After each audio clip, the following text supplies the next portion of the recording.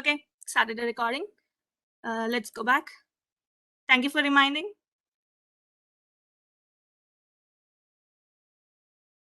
Okay, so now, for those who are watching the recording session, we are initially we are starting with VIM editor, and I'll get back to it why it's necessary shortly. So basically, if you guys don't have VIM installed, this is the installation command sudo apt-get install vim. Now let me demonstrate how to use the other commands. For insert text, you need I command. Let me go to my Linux virtual machine. Okay, so here we are. All right. So here I have test.txt. So I'm going to try to edit test.txt. So here I already have some content within this.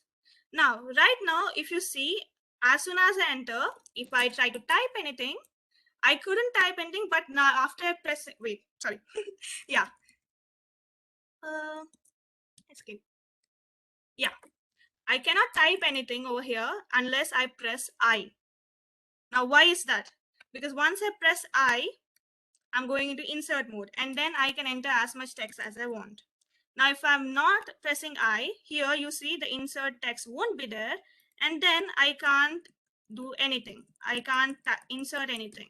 Now, each letter has a different purpose. So based on that, it will work, but you cannot insert anything. To insert, you'll have to press the I command and type whatever you want within it. To come out of the insert mode, you will need to press escape command and then you will be out of the insert mode.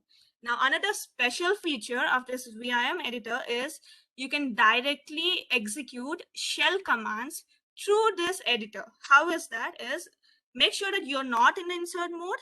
Make sure that you are in, if you're in the insert mode, press escape and then press first colon and then exclamation mark. If like I'm typing over here, you can see, and then type whichever shell command that you want to execute. Now let's say I want to list all the all the directories and files in this folder. So I'm going to press ls list, and now as you can see, I have gone back to the terminal and that command is executed, whichever shell command I specified. And if I press enter, again I'm back to the editor. Now another one next. What else is there? Yeah, save and exit. Now I'm entering this random gibberish, as you can see. Now I'm going to try to exit, which is the command for exit is again colon W Q enter. Now I'm back to the terminal and I have exited, and the whatever I have typed should be saved. Let's check if it's saved. Yes, all the gibberish is still there. It is saved. Now again, if you do not want to save whatever you have typed, then let's see how that is done. Now I have entered something, escape, and now I'm going to just do colon Q exclamation mark. This time I have entered something, but let's see what happens. Again, I'm doing vim test.txt. It's going back to the past version. It did not save whatever I just typed. Now let's see what other important. I'm not there numerous commands with VIM. I'm just showing you some important ones which might help you. Now search one, this is an interesting one. So basically, as you can see now, my cursor is at this position in the middle of the text, right? So there is a cat dog above and there's a cat dog below. Now, if I want to search for a cat in the file, which is above my cursor, okay? I want, there are two cats. One is above my cursor and one is below my cursor. I want the one above my cursor. So I'm going to do question mark cat. Now, as you can see, it highlighted the one which is above my cursor. This is called forward search, which is it will search in the values which are above my cursor. And now if I want the one which is after my cursor, I'm going to do backslash cat. This is after my cursor. So this is the search command. And then, yeah, copy paste. I'm going to show you an interesting one. So here, let's say you want to copy and paste this line. I'm going to press Y. Y is to copy the whole line. And then I'm going to come here and I'm going to do P. And because I copied two lines, I did the first line and I moved down. So now 2 lines, as you can see here, are repeated. I have copied those 2 lines and pasted it immediately below them. Those are the copy and paste commands. And finally, as I said, there are numerous shortcuts in VIM. So I'm going to tell you how to find out the whole list of commands. Is press colon and then see, either you can press colon and type out help, or else you can just press colon and press Control D.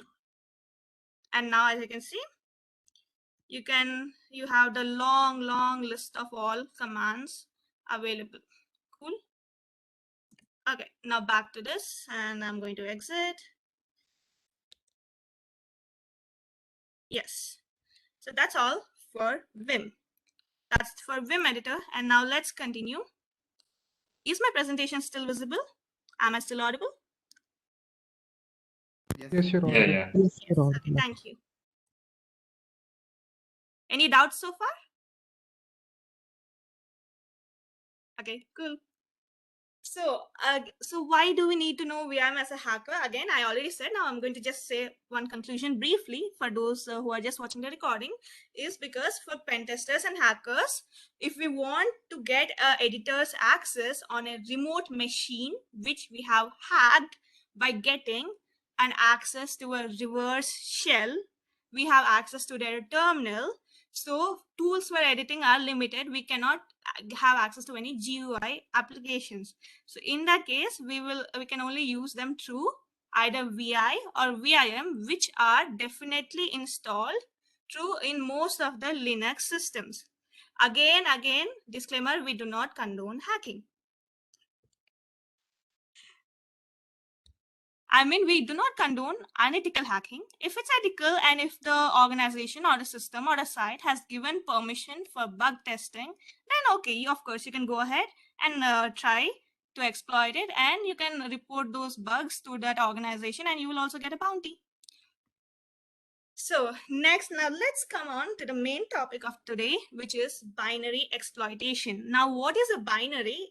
It is not 0 or 1. In this today, we are taking it in a different context. So what is a binary? So basically, you guys must have been dealing with C programs or C++ programs, right? So when you compile the code, the source code, what do you think happens? Anyone? Anyone wants to say what happens when you compile a C or C++ code? Okay. Okay. Come on. Anyone? Say something.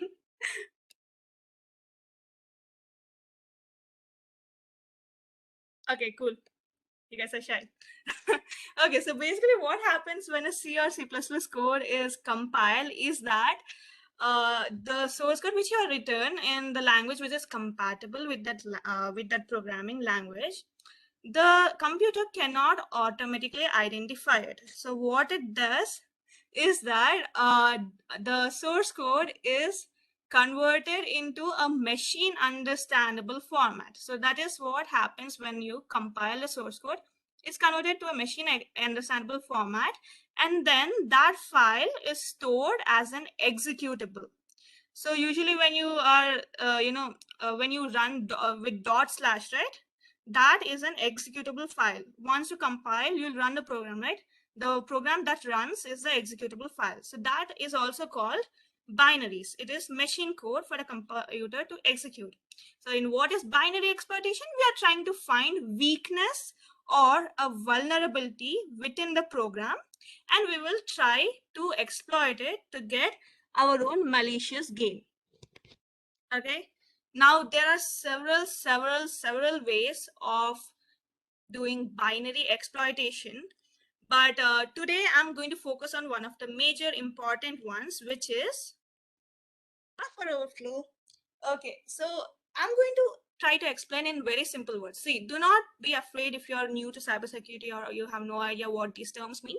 I'm going to try to explain as simplistically as possible, and if you guys have any doubts at any point, please mention in the chat or you can unmute and ask yourself.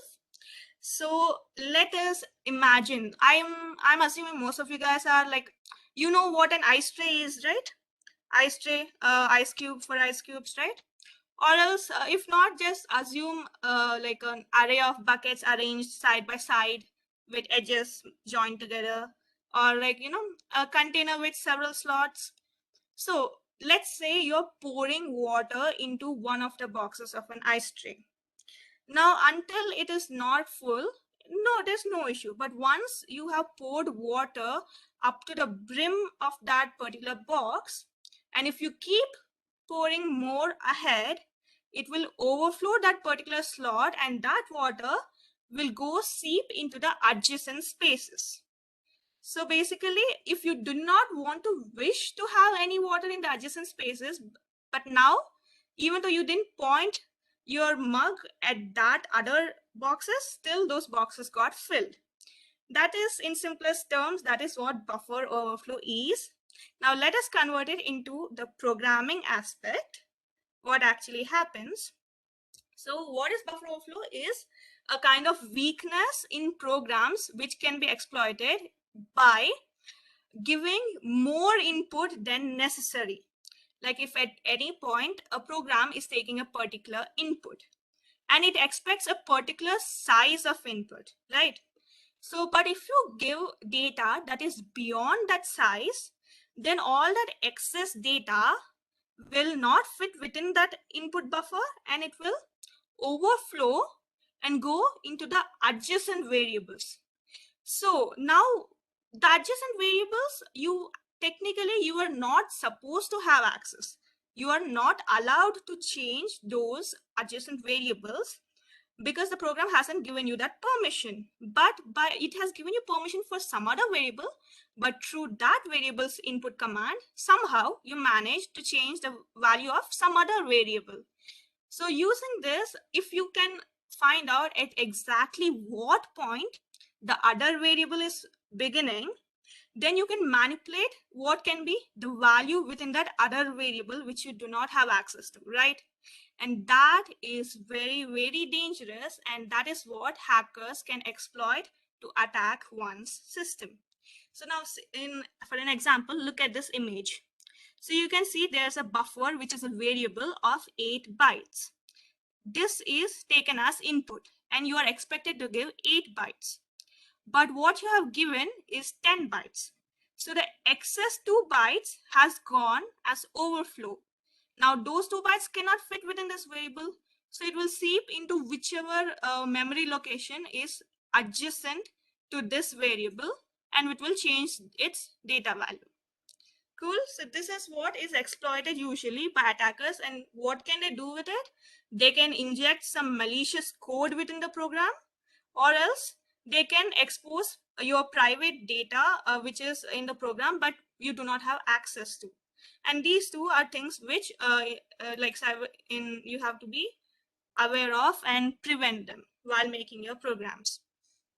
Now basically, how does this happen is, as you guys might know, and if not, no issues, whenever you create a program, right, and you compile it, the program and all the data associated with it, which is, there will be an instruction buffer, instruction variable, which will store the address of with the next instruction in the code which is to be executed. And every program will have a particular stack associated with it, in which all kind of variables will be given memory, and all kinds of addresses will also be given memory, and other codes or instructions which are part of the code will also be given memory. And there are two variables which maintain the top of the stack and the bottom of the stack, and in between, this is how it is arranged. So basically, there'll be a buffer, local variables, and return address.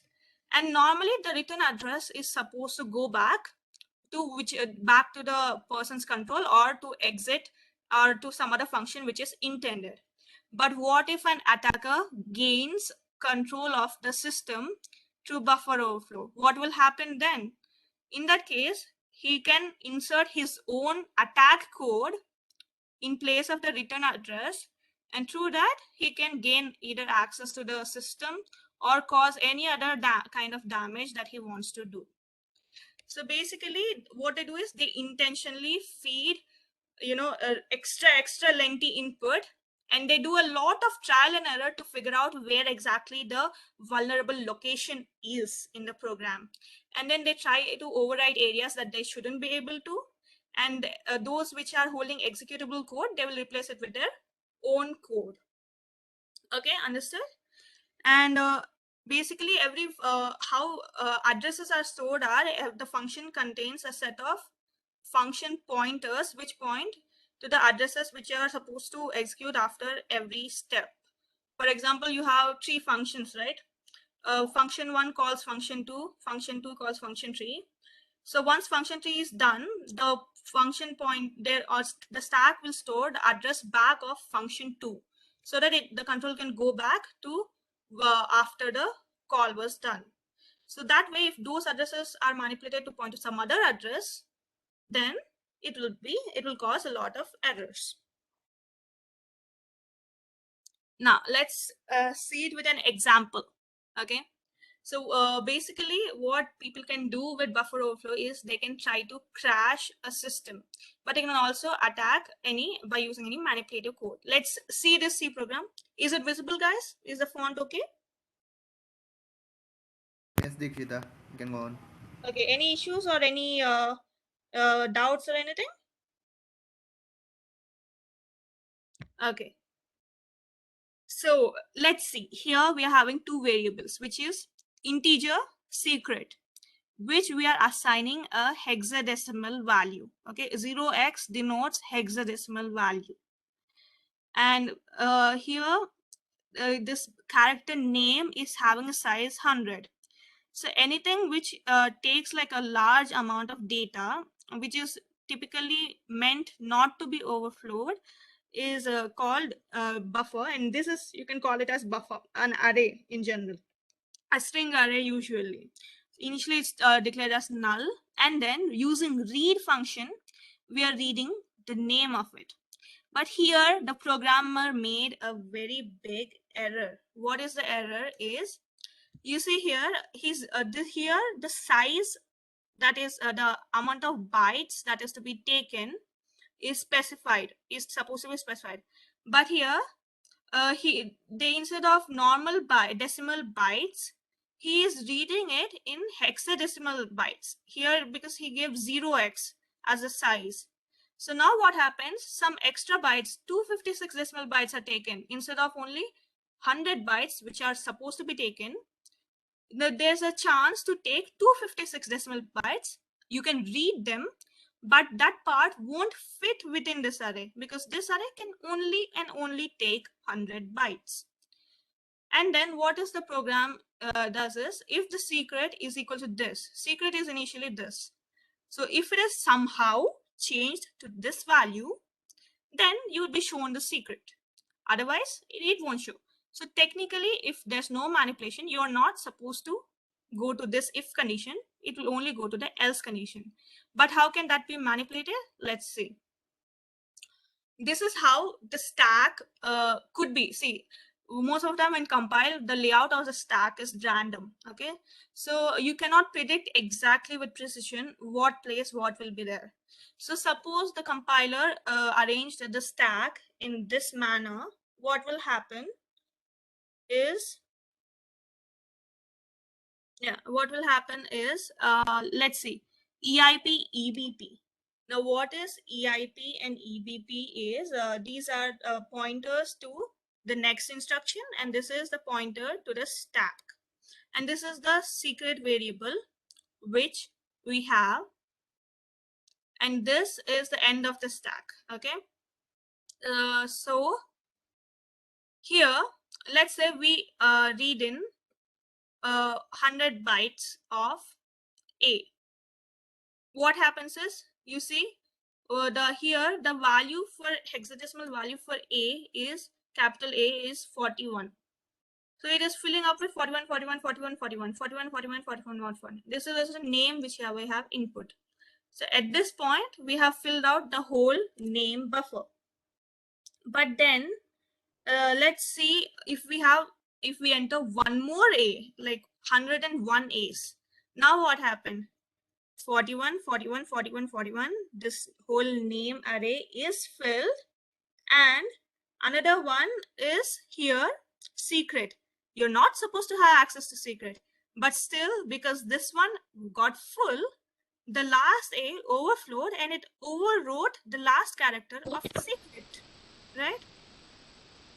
Any doubts? Anyone? Okay. No doubts. Cool. So now let's say we continue to overwrite with A's. Now this whole secret is filled with 41, 41, 41, 41. Now, how can that be manipulated? Let's see. So we should now, at this point, we know that the variable secret is being changed at some time, right? So by using trial and error, or maybe using an automatic code, you can line up your input so that exactly the bytes which are 0x1337 can overwrite that particular secret memory. How do we do that is, this is a very common line used for buffer overflow. So you know that the size of this is 100. So to fill up, we'll use 100 A's. So we are printing 100 A's. And then after that, we need the hexadecimal value of this in little endian format. The thing is, most virtual machines, while inputting it, you can't directly insert the hexadecimal value, so you need to convert it into a little endian format. So okay, if you don't know how exactly little endian format, I'll tell you. Do you see this site? It's loading. Just a moment. Yeah, I'll share you this link. Chat. Yes. So this is a tool to convert hexadecimal value into little endian format. Now see, this is the value at 0x1337. 0x1337. Let's analyze it. Oh yeah, no, you can't put 0x, just the hex value other than 0x. Yes. So now in little endian format, you can see here, this is what it came, right? And here, that is what they are doing. 31, 13, 0, 0, 0, 0. Here, right? Wait, did I put correctly?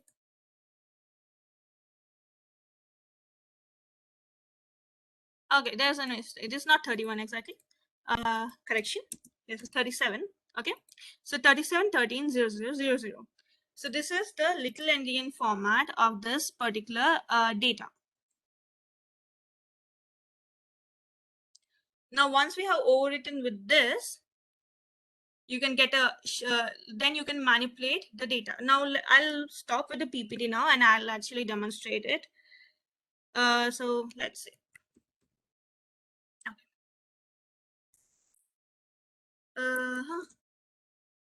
Okay. So I'm going to show you. Let's see this particular source code. Very simple code.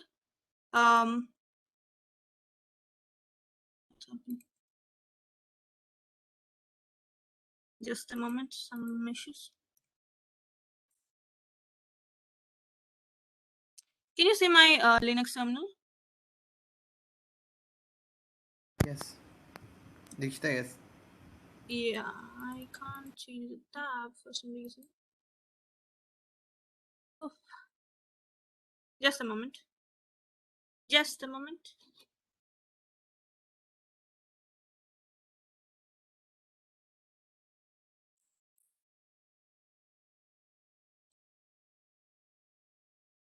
Why can't I switch anything?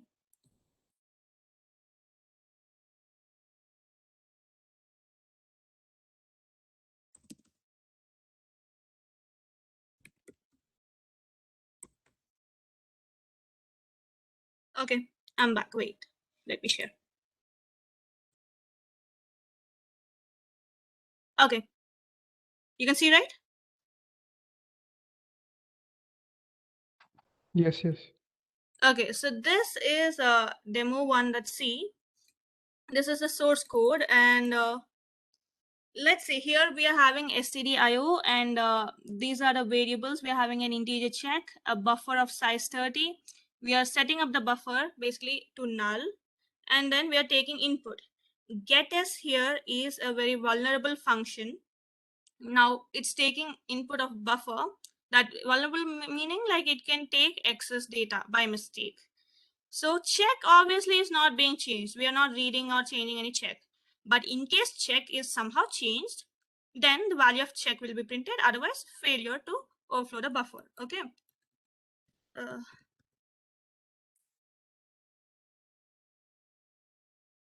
Oh God, I can't. Okay. Okay. Sorry, guys. Just a moment. My VM is giving some issue. Let me restart.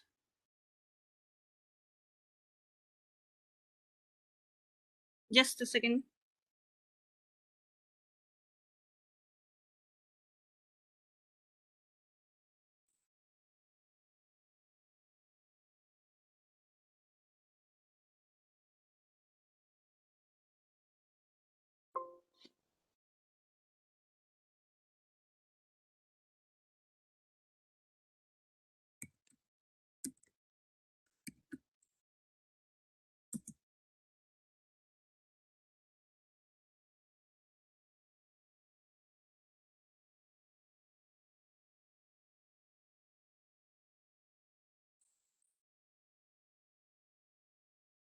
Just a second, guys. It's loading.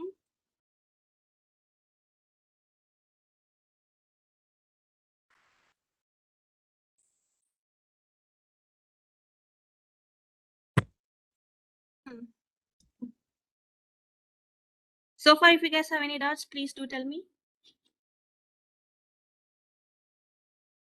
Am I going too fast? Do you want me to slow down?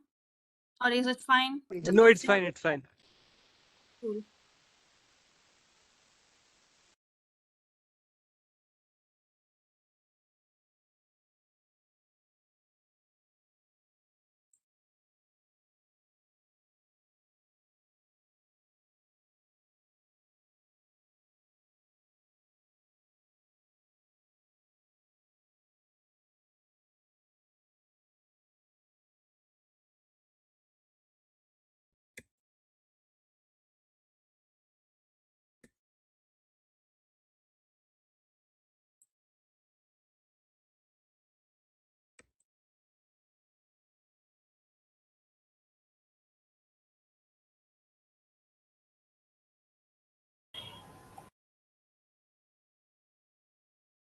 Wait.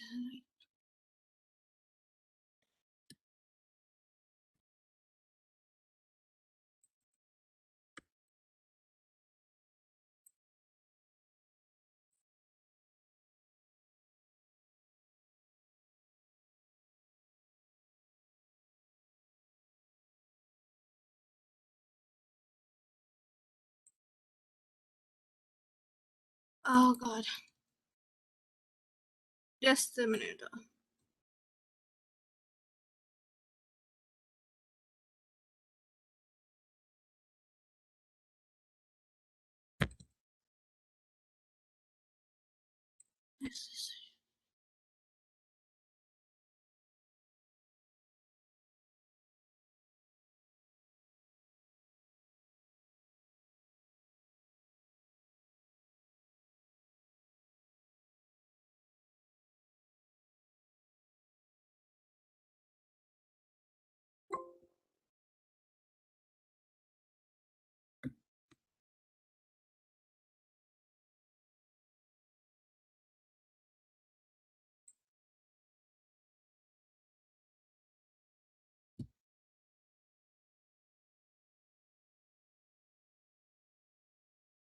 Um.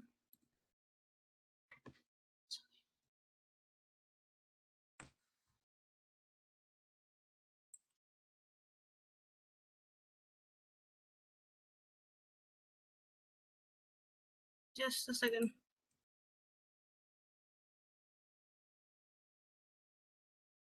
Anish, would you like to take some part meanwhile while I resolve? Uh, if it is taking too much time, I may start mine. Just start a little part and I'll come back. Okay. Uh,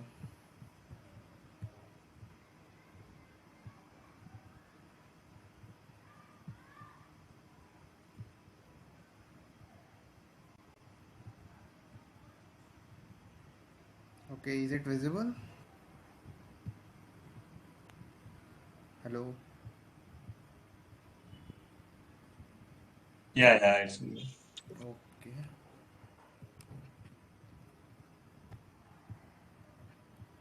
Okay, so let's start with the other topic, which is one of the most important topics in cybersecurity, which is reverse engineering. So, what is so great about reverse engineering?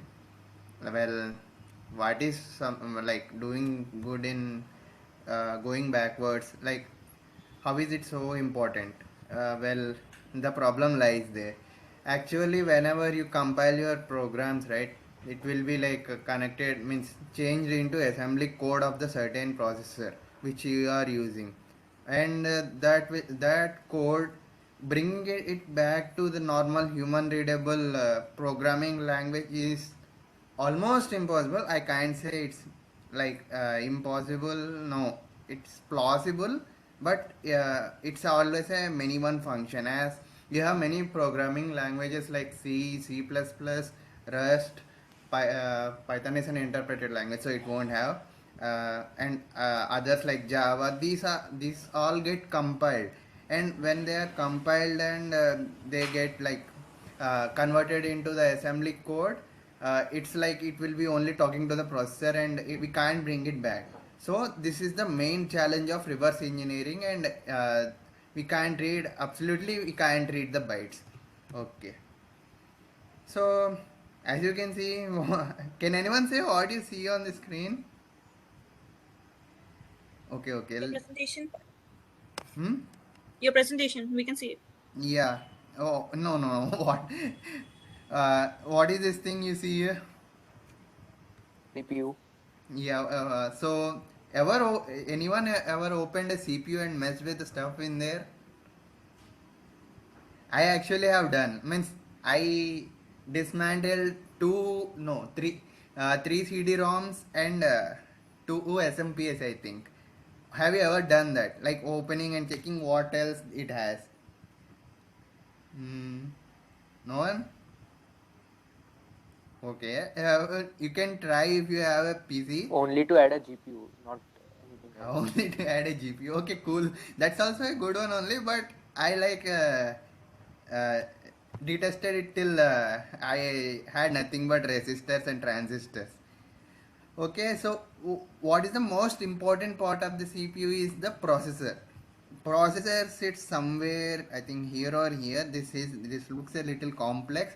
It usually has a fan over it for cooling the transistors which are present inside the processor. So what is the processor? The processor, like you can see, there are three main processors in the industry: Intel, AMD, and ARM. Intel is, well, most of you will be using Intel, I guess. Mine is AMD. I am currently, which my screen you are seeing, that laptop is running AMD Ryzen. And ARM, mostly your Android devices will have ARM processor. So what you see, these things are the brain of any computer you are using. Your phone is also actually a computer only, the smartphones which you use. So how can we like modify this processor to do, like we can get something back from what the processor can read. So moving on to the next slide. uh, Wait a second. Okay. So what does the processor do? Well, it's the brain of the computer, as I said. Anything you say to the you want to say the computer is actually it's done by the processor. Whenever you say like any Linux command like cat this file, it will like convert into a means assembly code, and that assembly code is executed by the processor, and the processor again takes it from the memory and gives the output back to you to the devices. Like it takes input from any input devices such as keyboard, mouse, joystick, etc. Maybe now we have VR, AR devices like augmented reality devices. Maybe Meta is bringing something cool. Let's hope. And let's not hope it's something like Sword Art Online, okay? And we get the output into devices such as monitor and printer. And there is another thing called RAM or ROM. Whenever you execute a program, the main program is actually saved in ROM. But whenever you want to execute, the program switches into RAM and organizes itself into a stack, just like what Dikshita Didi has shown. Okay, but can we just say, hey computer, do this, and it will just do like that? No, it doesn't. The processor doesn't understand English, neither Russian, nor Telugu, nor Hindi. Okay, so what? Well, if well, we can't, na. So if it were like that, you people wouldn't be attending this session. You will be talking to your processor right now, saying, "Hey processor, do this. Hey processor, do that." Nah, so no. So you have attended this meeting. So let's check how the processor converts its data. So what does a processor consist of? The processor, if you like start dismantling a processor, it will have mainly these 6 things: the control unit, arithmetic logic unit, registers, cache, buses, and clock. These are the 6 main components of a processor. After, if you dismantle these all, or also you will get logic gates like AND, OR, NAND, NOR, XOR, XNOR. These are the basic logic gates, and every electronic device will consist of these gates only. And what are these gates made of? Well, it's transistors mostly, and and a little of resistances will be also there, but mostly it will be transistors. What are transistors made of? Silicon, and N impurities and P impurities. If you go deeper than that, it will go into quantum mechanics, and so let's stop here. It's too much, and okay, we can talk, but not in this session. Okay. uh, okay, let's come back. Now, how do we send the processor our instructions? uh, if you already might have heard in life, like computer understand nothing but ones and zeros. So how do we like send it in ones and zeros? So like processor like Intel have instructions which are 1 byte or 8 bits long, that is something like 10101010. But as you can see, it's quite too long for writing. So writing, so computer engineers came up with another notation which is called the hexadecimal notations. You might have looked at like in Dikshita Didi's presentation during the buffer overflow, there was an hex beside the stack. That is called the instruction. The 00 F01, that like it's there, na, that is called the instruction.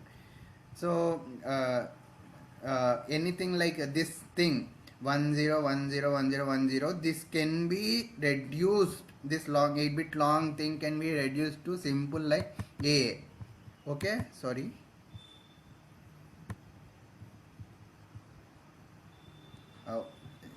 It can be compressed to like 2 letters instead of 8. Looks really dangerous, na? Like making a 8-bit long thing into a 2, it's really dangerous. So I don't worry, I was also once scared to even look at that, but now I got a little grip on that. But you might be thinking, weren't I saying computers only understand hexadecimal or binary? Then what is all these characters doing? Well, the hint lies in the picture itself. As you can see, there are some unreadable wait. I think. Shim is that?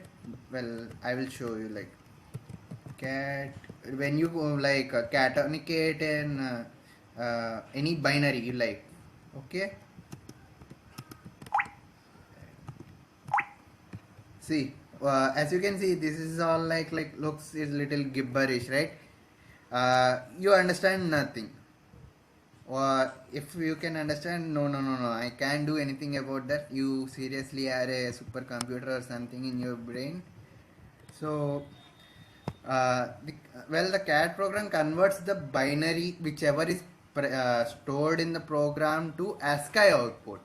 ASCII is like every decimal that is given, it can be converted into any character of the um, ASCII table. Okay, there are tables for ASCII output, and every number is till 0 to 255.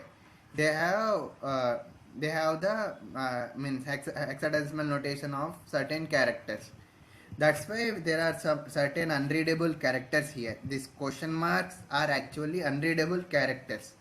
Okay. So CAD is not an appropriate program to look at what a binary form of the program is. So how should we look at it?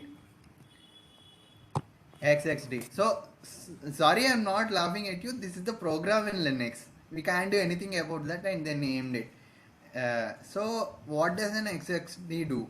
See, this is the program we canonicated, right? This catexample.com. I will like zoom a bit. Uh, Visible, right? Now XXD example 1. See, it looks familiar, right? When Dikshita Didi also shown, na, this looks like the stack. Actually, the programs which are stored in your files during execution, they are actually snapshots of your memory or RAM. You can say it's the snapshot your RAM at the moment of execution. This is how the stack will be arranged, and this is how we can't see the dots. These are called null bytes. These zeros are null bytes in the stack, which we can't see in the catonication example. So when we have this is the code, actually the assembly code of the any program you want to like look at. It will be there using the XXD command. There are like a lot of things you can do with XXD. It will be really magical if you know the complete usage of XXD. You will be like a pro in every reverse engineering. But I have got something really easy and really easy to use than XXD. So let's move on to that. See, I told you, right? This is the hex notation. So reverse engineering, what we actually the cyber security team does is we get problems in CTF saying that you have to get a flag from the reverse engineering format. So how do we do that? There are actually two ways to do that. One is using a decompiler and one is using a disassembler. Disassembler is it converts any program into a assembly language or a simple assembly language.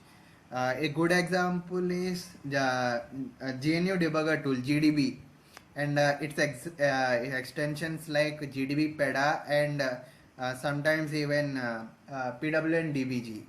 These both are really good extensions and you can use them.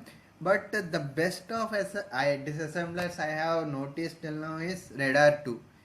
It's the one of the best frameworks which is designed, and it why does it make it so cool is it has the graph feature which I will be showing you in a minute, and the other is decompiler.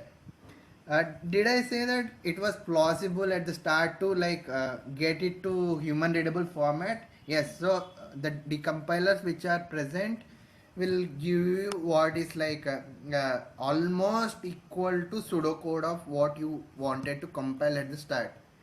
it won't be the perfect mirror of what you compiled, but it reduces a lot of pain.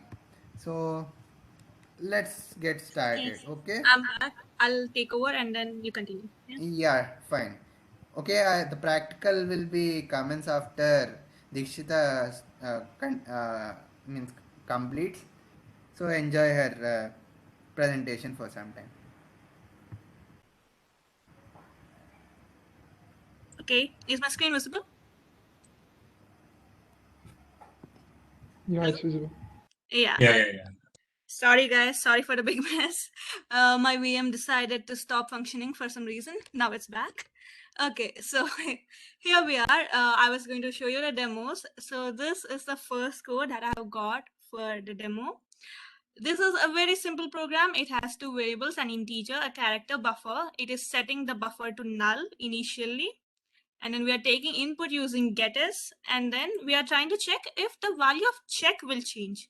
Technically it shouldn't, because we haven't given any command which will change it, but let's see what will actually happen. Okay, so now let's go. I'm going to go over here and I'm going to type ls. So I have demo1.c over here. So then let's compile using gcc dash output file. I'm going to do demo1 demo1.c. Okay, cool. As you can see, it shows by default it's also showing that it is dangerous and should not be used, but still many of the programs still use this particular function getters. Now let's see why it is dangerous. Okay, let's see now. Demo, I'm executing the file. Wait, sorry. Yeah, demo1. Now, so what do you guys think I'm doing right now? No, it's not me typing it out of frustration and smashing my keyboard. What I just did is an example of buffer overflow. So what exactly happened is, let's see I enter 4A's. It's saying failed to overflow the buffer, try again. And this is what is technically supposed to happen, because you're just supposed to go to else, because check is 0. But then what I entered was this thing can only take 30 bytes. And how many did I enter while executing here? A lot, definitely more than 30. So then what happened was the value of check changed. It was supposed to be 0. Now it has this really enormous number. Why this happened is because the starting 30 A's which I took filled up this variable called buffer. And then whatever excess was there, it got added in the next variables and basically overflowed the value of the integer check. Now, what if we want to figure out the exact point where this happens? Is you can just try by brute force. You can try at you can use some binary search logic and try at what point it is going. It's here, it says failed. So definitely it is somewhere between this many A's and it is this many A's. Some number between that, right? So now let's again check here. Again overflowed. So between this and this, failed to overflow. Okay. Again failed.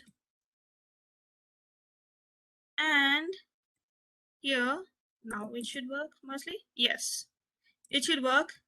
And let's try to decrease by 1. Okay, so see, I am doing this manually, but what you guys can do once you have become like professional hackers is you can use a script to automate different runs and then check. Okay, yeah, so this is the exact point where it is turning. I'm going to copy this part, paste it, and add a. Now, yeah, so this is the exact point where this much was the buffer and this much was this part. It started taking an input for check. So check immediately changes 65. 65 is the ASCII value for capital A. And this may not be exactly 30. As I said, the compiler will randomly allot the stack.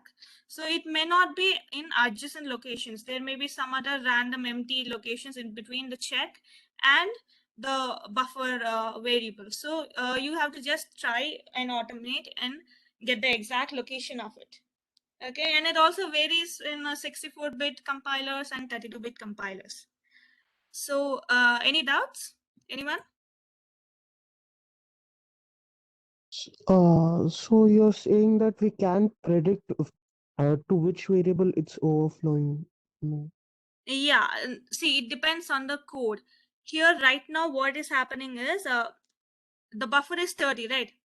So it will take 30 bits. But after the 30 bits, Anish just showed the stack, right? There can be some null spaces where there is no actual variable allotted. So sometimes we have to overflow those parts also. So by trial and error, by brute forcing, yeah, you can predict at what part it could be. Just now I tried using binary search approach. You can write a Python script to or a shell script to repeatedly execute this command until it shows you overflowed the buffer. Until in the result this part is identified, you can make a script to do that. It is available online. So basically, or else you, if it is a short buffer, you can try manually also. That's what I did. One another thing. Can we if we try to brute force and we can... Yeah. Hello? Hello. Yeah. I can hear you. Like any variable present in the program, not only check if for suppose I'm overflowing a state variable, can it change a global variable? Yeah, I mean, it is allotted in the global variable with the program you're saying, right? Associated with the Yes, program? yes, Yeah. yes. See, any variable which is present in the stack can be overflowed, or any memory location which is present in the stack can be overflowed. What actually happens is sometimes if you guys might have noticed when there is a infinite loop or something, the program will say segmentation fault, right? Yes. Right? Yeah, Yes, so yes. what happens in that case is it overflows the limits of the whole program itself. So then the segmentation fault comes up.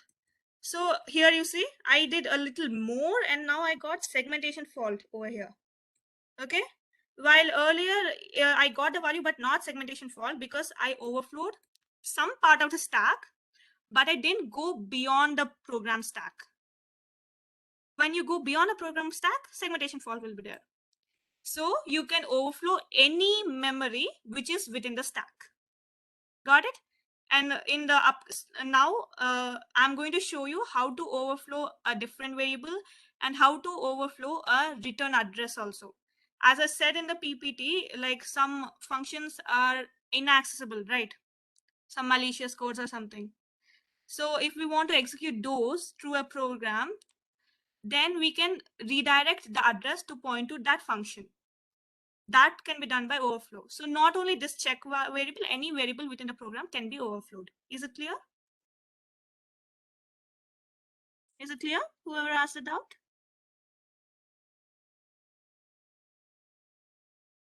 Hello?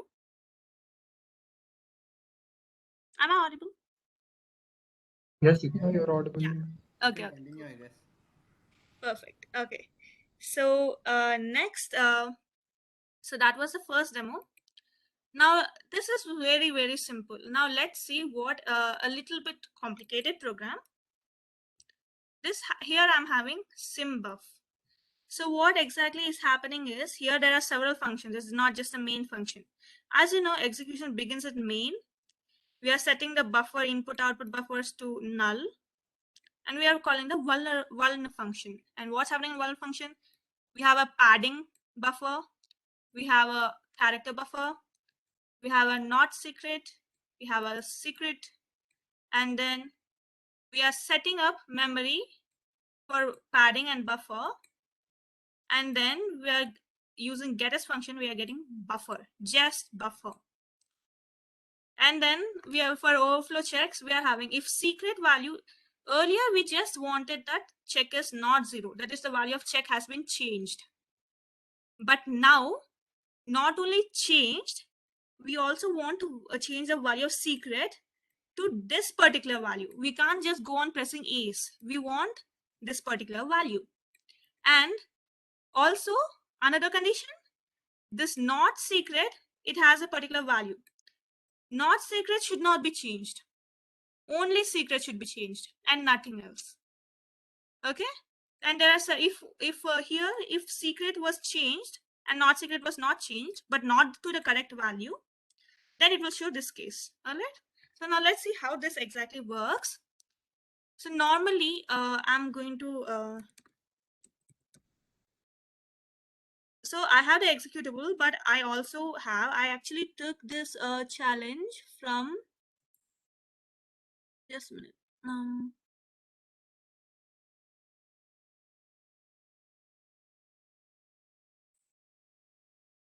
CTF Learn platform, and here I have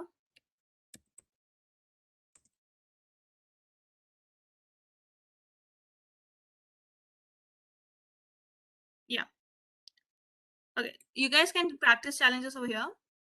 See, I have the program source code ready, but this one gave an extra feature. It's the exactly same code, so I want to show you visually so it's more clear. Okay, so here basically they are showing the stack as well, not just the instruction. It's showing, visualizing the stack. Can you guys see it? You guys can see it, right? Yeah, we can see. Yeah. So initially, before the program is executed, the stack is like this, in this way. Here the green part is the buffer array, the padding part is the yellow, and not secret is over here in blue, secret is over here. So we need to change the secret part to correct value without changing anything of this. Now let's just try our general brute force here. Yeah. Now let's see. I overflowed the whole thing. It's too much. So I have to delete a little bit. Let's just do a little bit. You can use any character. I just using A for simplicity. Now let's see here. The buffer is totally overflowed. And some part of padding is also overflowed. Now I need to come to here exactly. So how many characters do you think I have to fill? Anyone? Check the array and see how much it will take to fill exactly this much.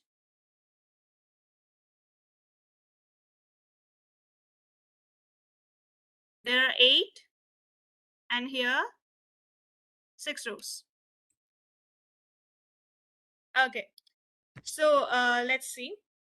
Now if you have exactly a particular number to fill out, so what will you have to do is in the PPT I have shown. Okay, you guys can see my PPT as well, right? You see this line, Python. Python is very useful for this. You do not have to type it yourself, and you can just do it. Here, as I showed in the example, we do not want all this. Okay, so till here we need 8 5s and 8. 1 2 3 4 5 6 7. We need to fill out 7. Okay, so let's see.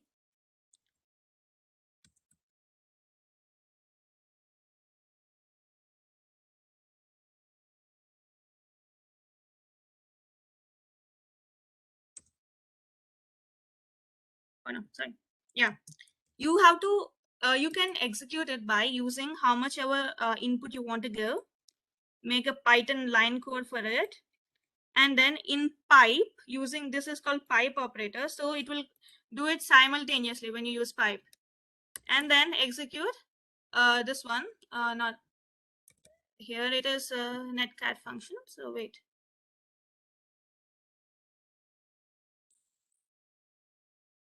Yeah. Okay, you see exactly this much is filled, and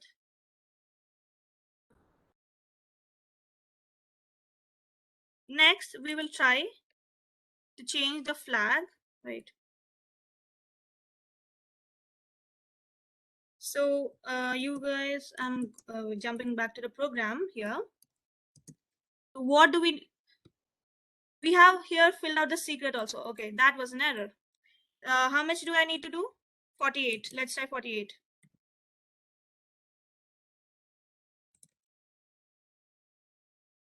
Yeah, this is perfect. So we overflowed up to this, and we one extra value has also come over here. We need to control the value of secret here. Okay, the buffer is filled, the padding is filled. Now we just have to change this part. Now what do we have to change this to? What did they give in the code? They wanted this hexadecimal value. Now again, I already told we cannot use hexadecimal value directly. So back to the tool here, I'm going to put it here. It's actually not needed because since it's hexadecimal value, a trick is just 2 bits at a time in reverse order. It was 67, 61, 60, 66. Just do in reverse order, 2 digits at a time, 66, 60, 61, 67, with a separator which is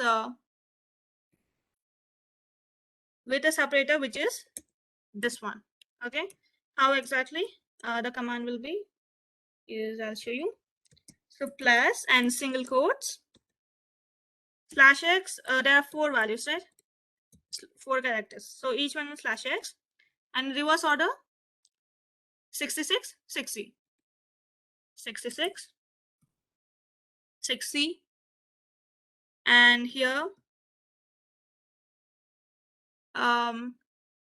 61, 67, 61,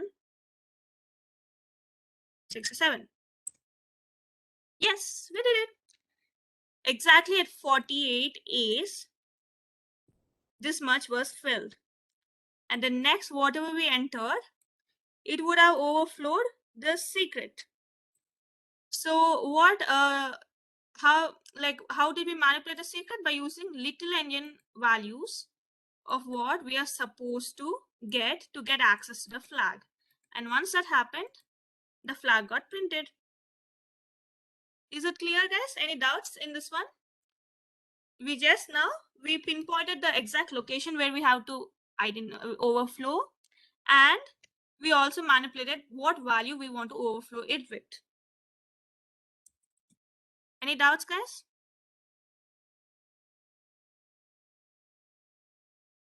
Now, so this is because we got a visualizer. Now, what if we don't have a visualizer over here? We do not know what the stack looks like. Here's where this tool called GDB Peda comes up. You guys must have already installed GDB from the previous session, but GDB Peda is another extension to this. It's very simple. Use these 2 lines. Okay. Put these 2 lines down in your terminal, and you'll get it. I'm going to paste it here. Cool. And done. You'll get it. You'll get the feature. And now let's disassemble it. What GDB Peda does is it will help in disassembling the binary. Now I'm first going to try with demo 1, which I just did earlier.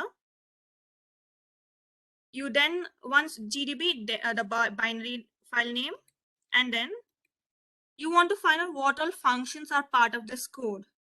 So you have to type info functions.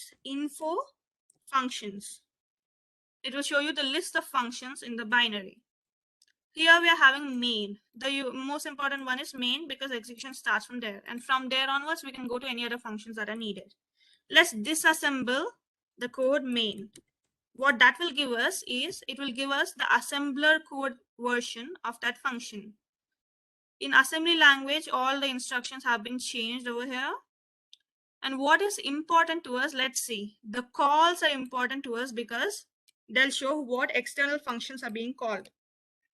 Set buffer outputters are fine. They're ordinary, so there's no issue. But here, let's see over here, the CMP, there's a comparison being done here. This is important now. Comparison is, it is checking its existing value to some value. And here we can see what value it's checking to. It's checking to 0x0, which is the hexadecimal value for 0. And that's what was happening. It was checking, check if it is 0 or not. Right. Now, let's say, let's do GDB for this one, SymBuff. Now again, I'm going to disassemble main. Here, it's calling to vulnerable function. Then I'm going to disassemble to vul. And now we got a version for vulnerable function. Now, what do we want to see here? We want to find a call to the flag function. And where's the call to the flag function being done? Over here. Here we are having a call to the print flag function, right? So let's see what exactly is compared immediately before that. If we go and check immediately before that, the earlier comparison is here. And here we have the hexadecimal value of what it is comparing our required secret variable to. So in case the source code was not given to you and this is just a random binary, you will have to analyze the binary using GDB and disassembling each functions. That way you will get hints on what exactly you're supposed to do. Understood? The exact location might be confusing because we do not, there will be padding, but the value you can easily find out using GDB. Any doubts, guys? Am I going too slow or too fast or anything? Understood? All clear? Yes, yes. Okay, then I'm jumping back to the presentation for the last few slides. Yes. So here in the slide,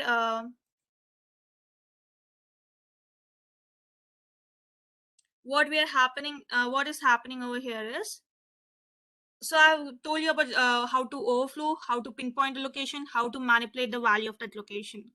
Now, why is all this useful? Like for the simple programs we are doing, but what's the larger agenda? Basically, we want to hack into a system using a program. Let's say we have access to a particular program, okay, of a remote desktop. They gave us just the executable access, okay, using Netcat, as I just did with CTF Learn. Our objective is to get a reverse shell on the remote computer. Once we get the reverse shell, we can run anything we want on that computer and a hacker can use it for malicious purposes.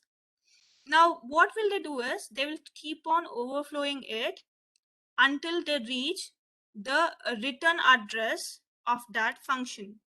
Okay, so normally it will change control back to the exit, or like it will disconnect us from the server. But what if we want to do something manipulative in that? Suppose, just let's say that there is a particular function called give shell on that system. How will we give shell? This one call is enough to give us the shell. Suppose this function is there and we know that we can find out the address of this function using object dump command, which I'll just tell in a while. So we have this particular function, but we do not have access to this function. But we have a getters or any other input command, right?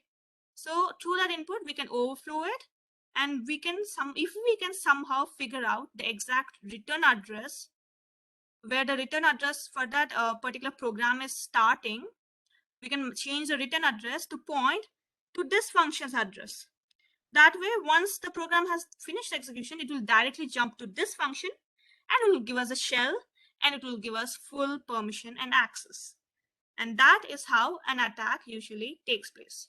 Now, let me show you how buffer overflows can be stopped. Basically, the stack should be made non-executable, which is these days it's generally there, but some systems it's not there. So you have to make it non-executable so that even if any attacker places his code in that, it should not be able to execute. Okay. And before a function calls anything, make sure that it stores the original value of the return address separately so that it can check if it is changed or not. And keep the address space memory layout randomized to the maximum so that it's very difficult to predict what the exact location of overflow is. And compared to most programming languages, C and C++ are the ones which are most sensitive to this particular vulnerability. Getters function, why it is so vulnerable? It does not check whether the input given is within the bounds of the array variable. So avoid standard library functions, which is getters, scanf, and strcpy. All three of these are vulnerable. Instead, use safe functions such as strlcpy, strlcat, and snprintf, and sprintfs for Windows. These functions are safe. I will share you guys this PPT, so don't worry. And now I'll just show you a final demonstration, and then you'll go to reverse engineering with Anish. The final demonstration is how will you manipulate the written address.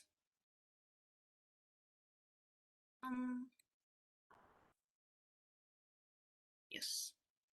Okay. So here I'm having a executable which is server and the code. I'm just running the executable directly. Here you can see we have visualized it, and we have this particular written address. Okay. So again, if we can overflow somehow. Dikshita, I think we can't see it in your screen.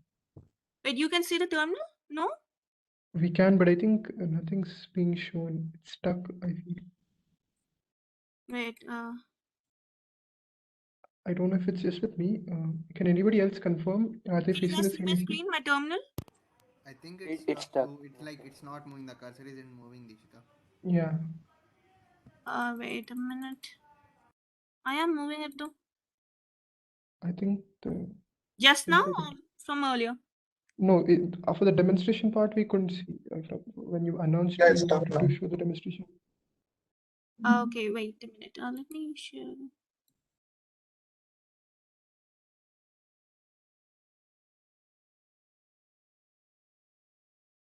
Now? Now? Yeah. Now it's Now visible. it's visible, right? Yep. Yeah, Yes, cool. Okay. So I just, this is the last code, last executable. Again, we are having a visualizer here to help us understand. Normally visualizer won't be provided, so you have to try on your own. So here I have overflowed the whole stack. So let's try for a smaller amount. The return address is located in this area. So we have to manipulate this location. And how do we do that? Let's say, let's see how this code is working.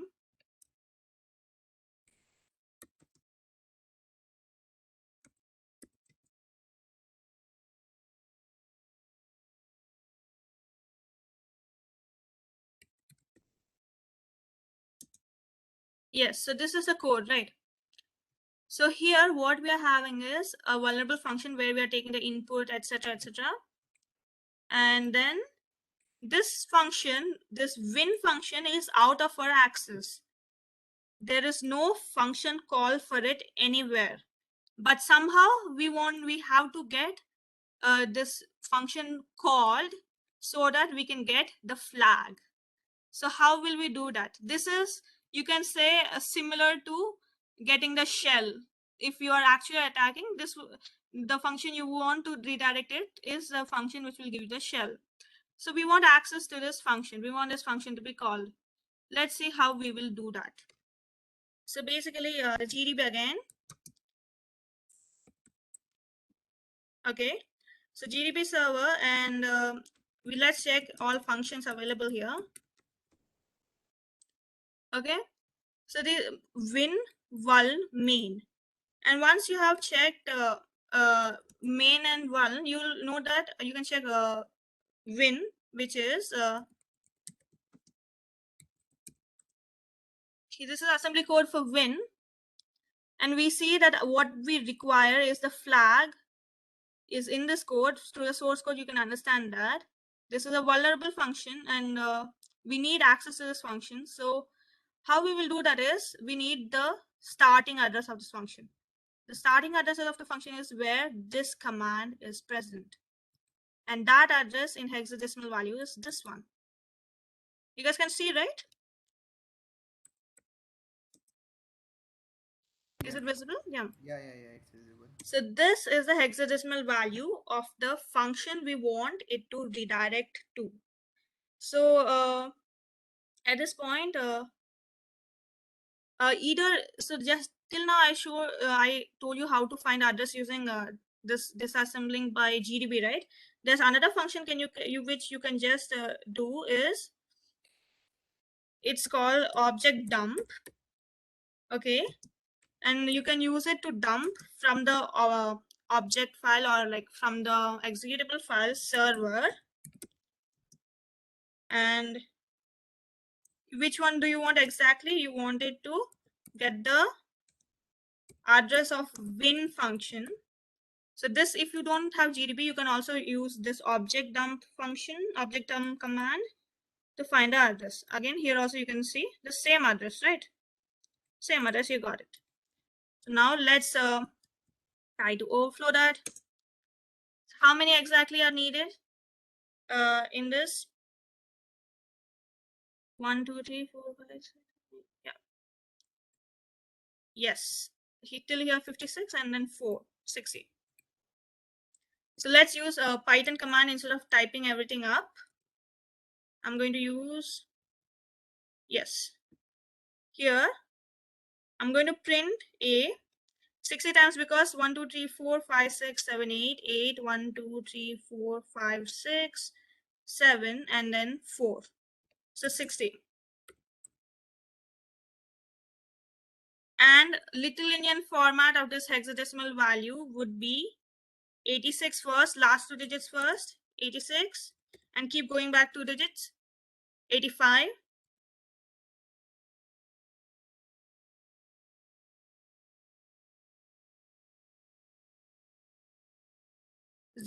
04, and finally 08. And the code to execute is /server.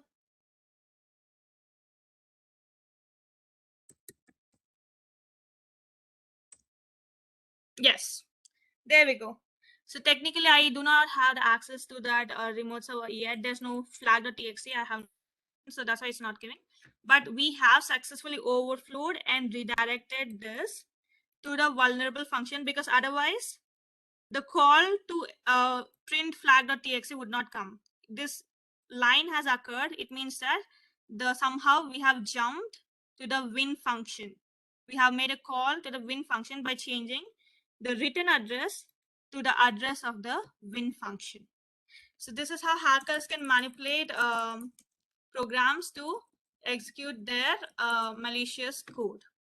And that's all for buffer overflow. If you have any doubts, please do tell me. And that's all. Thank you from my side. Now reverse engineering by Anish. Yeah. Okay, so no one has any doubts?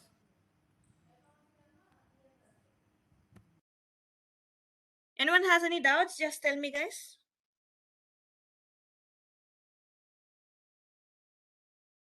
How do we try to solve when we do not have something to visualize this stack? Like right now we have a stack, so we could easily count and overflow accordingly we provided the input to overflow. But when we do not have something to visualize, what do we do? Like, is there some online tool to visualize, or how do we try to do that? If you're just beginners, and if you want to solve buffer overflow based problems or such questions, then if sometimes we need to visualize, and then if all the time we could not be able to visualize it, like you just said, most of the time we'll not be having visualizations like the ones you just showed. So what do you do then? Like, how do we to solve questions then?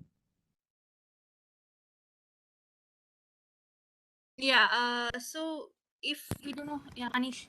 Yeah, so the visualization tools now I will I said right, radar tools which I am going to show now will have some visualization tools which will the main of computer science, what they say, divide and conquer, right? It will divide the assembly code into small bits so that you can access it. I will be showing it in a while, so stay tuned. Okay. Okay. So if no one has any other questions, so let's get started with the practical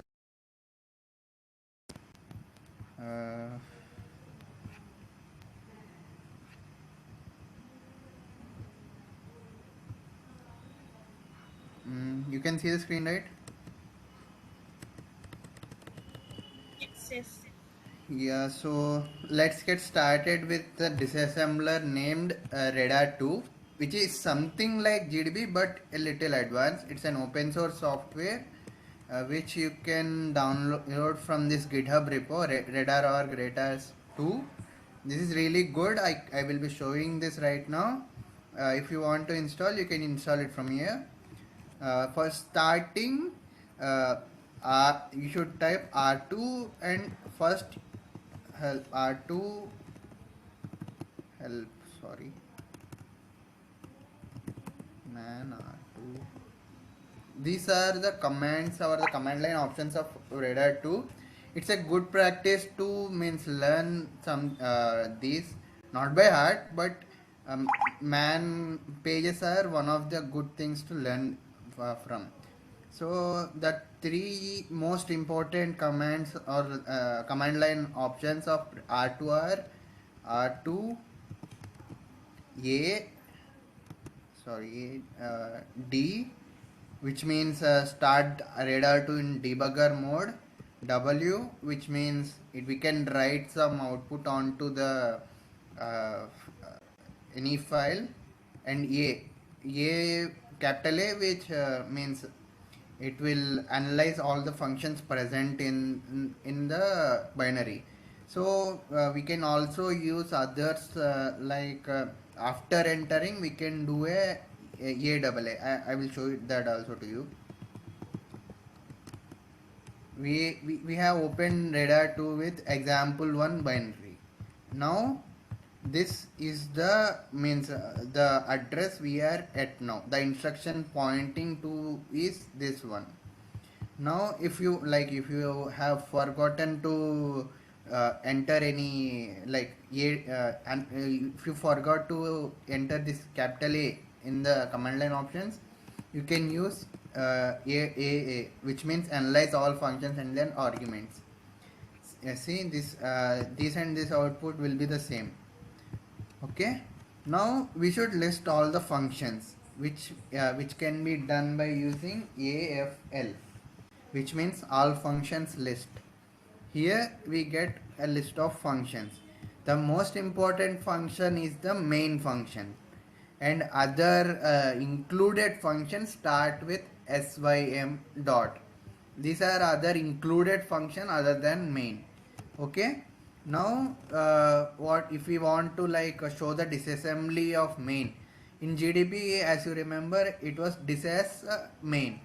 Similarly, there are other analyzing options, like if you type AIA, it will give the information about the file, like what architecture and what address, BA address, and these are all the instructions and what are the important how can I say it, like what are the main important information about the binary. You can get it from here. And the next one is IZZ. This is something similar to the strings command which we use in Linux, but a little more detailed, and you can get all the strings from here. See, these are all the strings. Now there is another command called im. This will give the address of main function. This isn't showing because it will be like a memory address. Okay, and if you want something to be like a JSON format, you just append it with J. See, this is all everything in JSON format right now. Sometimes for some web app or others, we will, or some other application you are working on, you will be needing the JSON format, so you can use this.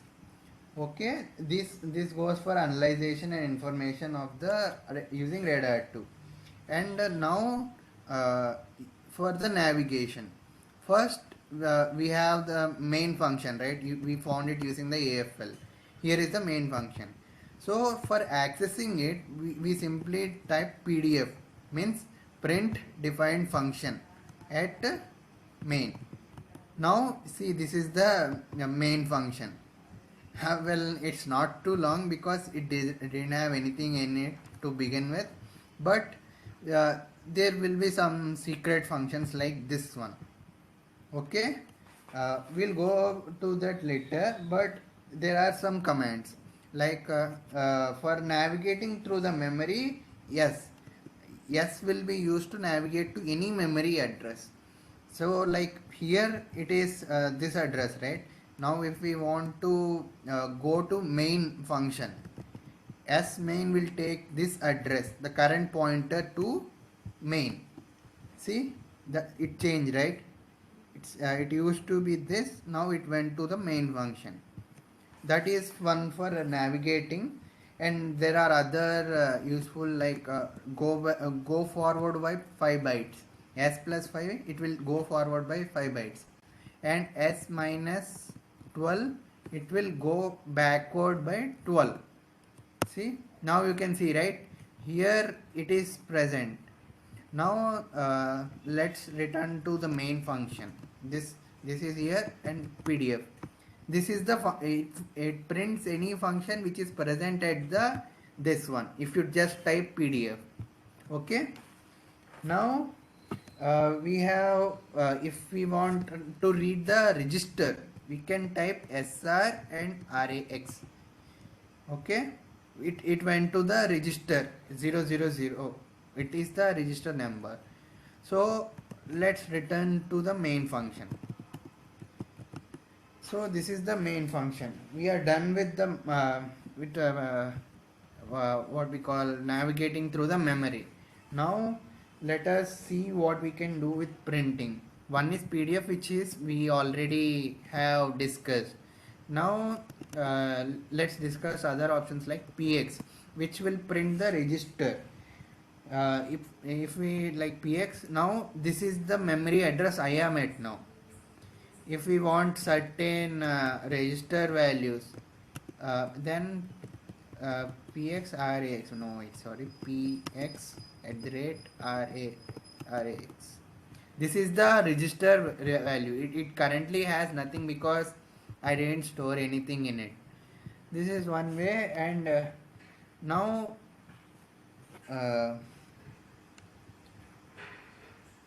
now if we want the disassembly to be in columns, we can use PC.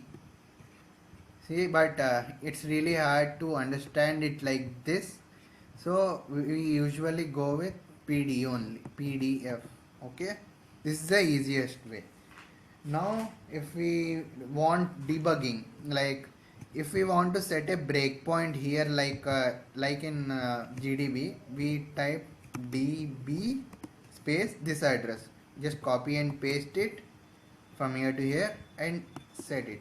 Now if we type PDF again, there will be the B. This B represent there is a breakpoint here and the program will stop here. So we got the breakpoint. So how will we list all the breakpoints? If we like put multiple breakpoints, dr will show the number of all breakpoints. Okay, dr shows all the register values. Okay, now if we want to run the program once, we can use it using DC. See, it's hit the breakpoint at this value, which is we set it here. Okay, now if we type PDF, we can see this glows, right, this RIP. This is the breakpoint of the program. When you use DC again, it will go after the breakpoint, and if you didn't stop here, it will end the program. Next, if you want all the indexes of the breakpoint set till now, dbi, it will list what breakpoints you set till now. I set only one, so it's showing only one. If I set another one with this db space and again dbi, it will show 2. See, these are the 2 breakpoints I set. Okay, now if we run DC, it will again stop, and if we run DC again, it process exits. Now it went to the starting address. As you can see, when we entered, it was here. The same address will be here also. Sorry, not here. uh, no, this will be the exit address. Sorry. Now if we want, the process has terminated. now Now if we use OOD, it will show you once. If you want, it will reload the binary. See, it really went back to 90, the means this address. Okay, so now if you have again PDF main, it will show this. Now the main advantage of this radar, using radar 2, is the visual mode. If you sorry yeah. Now if you set the instruction pointer to as main, now it is on the main. Now if you use VV, this is the program. It only has this because this is only a small function. If there are any any loops or another if else statement, it will like spread out onto the screen. If you want to exit from the visual mode, you can just use Q.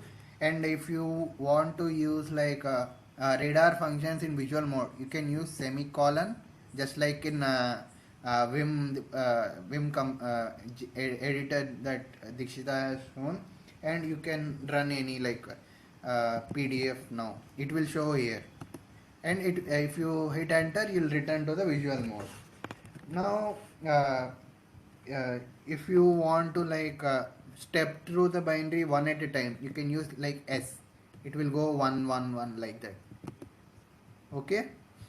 Now if you want to comment something on it, you can use like this. This is a comment that will be saved as a comment at that location. So let's get back into that normal. This is the visual mode. This will, a screen like this will be shown at the start. Press Q again to return to the R2 console.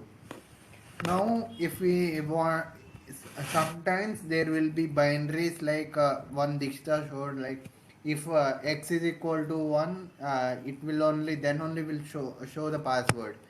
But sometimes x will be set to 0 indefinitely, so that never will happen, right? Sometimes we can overcome it using the write mode. Wait a second, I'll show that. PDF, sorry, S main. No, PDF. If we want like wait for a second, I will choose another binary. This one looks normal. R2 DWA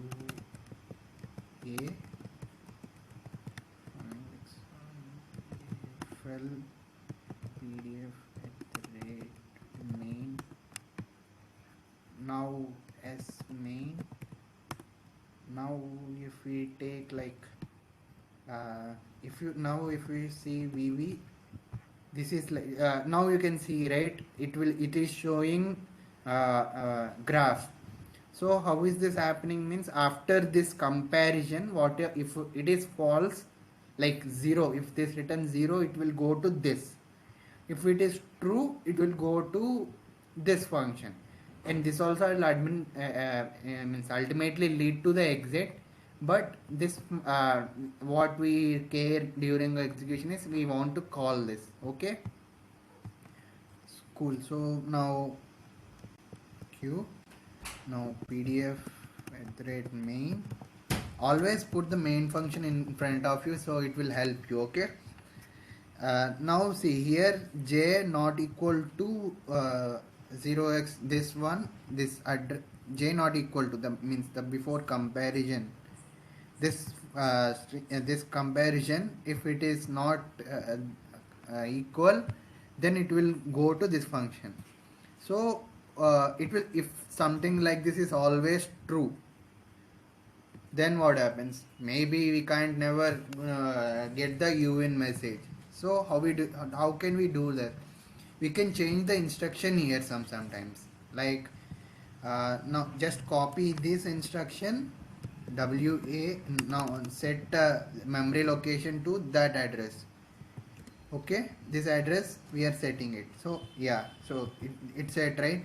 Now what we do is we go to write mode and instruction given by us, and if it is not equal to, we just make it JE, then this address, it will go to it when it is equal to, not when not equal to. So anything you enter, it will be taken as, yeah, it's correct.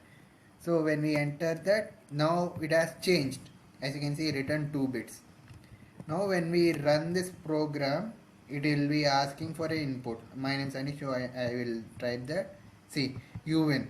I didn't even put the right password. You did it, is the right password, right? But you are getting UN. This can be like used to reverse engineer, and the cracks whichever you use, Adobe and all, they actually are first like done like this only. This is one way of doing it, and Radar 2 is one of the coolest I have ever encountered in disassembler. But even more cool is another program called Ghidra. I will show that too. Wait for a second. You exit. Now let's open Ghidra. Sorry. So when you open Ghidra, there will be something like this. Now create a new project. Okay, non-shared project is reverse. Name your project something like easy reverse workshop. Finish. Now you have this folder like thing, right? Now import the ones you want to decompile. Like there will be import here, import file. Now you can, I will show you all this. Okay, and okay. Now this is there. Now I will add that also, the one with sorry, wait a second. Let's import the other files also.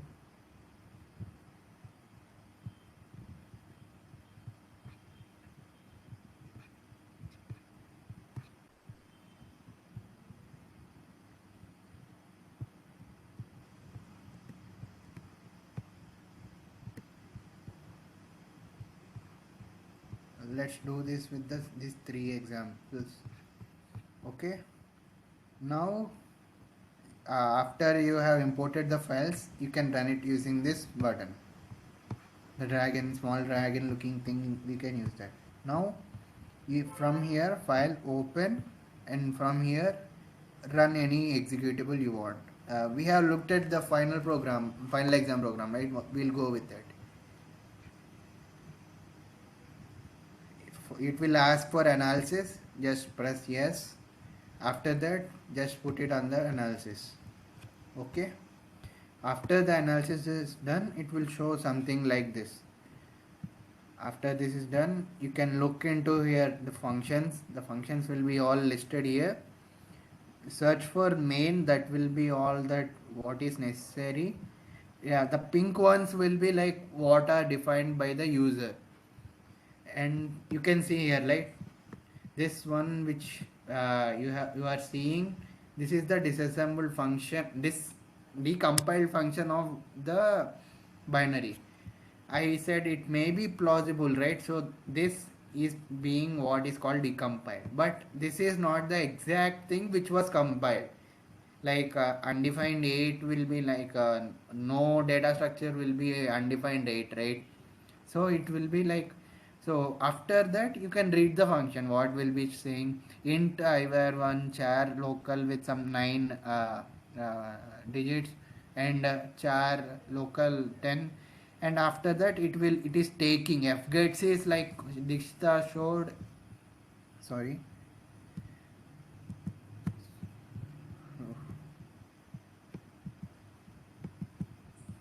F gets, and then it is means it's loading into this file and using the get password function. So what if we see the get password function? See, the get password function is doing something we don't know what it is, but you can see it is doing something like uh, adding these variables. So it is moving by 9 digits mostly. Yeah, 9 digits. So how is it that it is moving that? After analyzing this function, you can like uh, now return to main.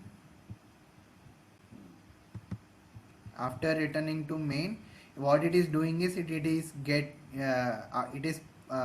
using a get password function to convert what you entered into another variable and comparing it with you did it. Okay, so when you look at that get password function, it looks something similar to like it is changing the means location of the character by 9 digits. If you use that using ASCII table, it is mostly a ROT47 function. So how can we use that? We have to get uredit from this thing. So we can use a tool called CyberChef, and we want you did it, and it was ROT47 mostly. So ROT47, and it was 9, right? So let's test this.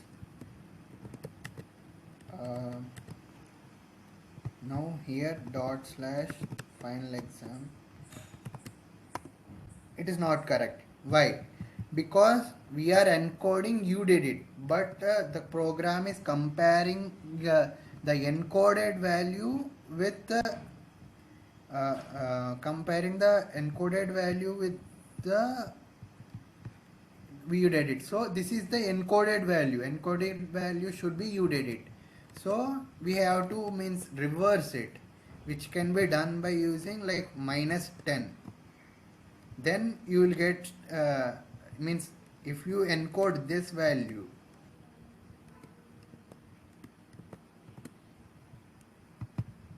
encode this value with 9, sorry 10, this will be you did it. So let's once test this also.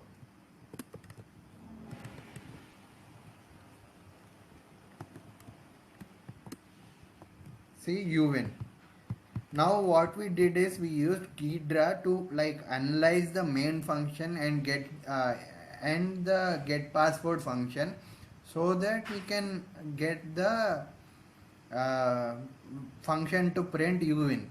But sometimes it will give like a flag function which is really hard to get back to. So this is one of the way of reverse engineering. Okay, I hope it's clear. Any questions?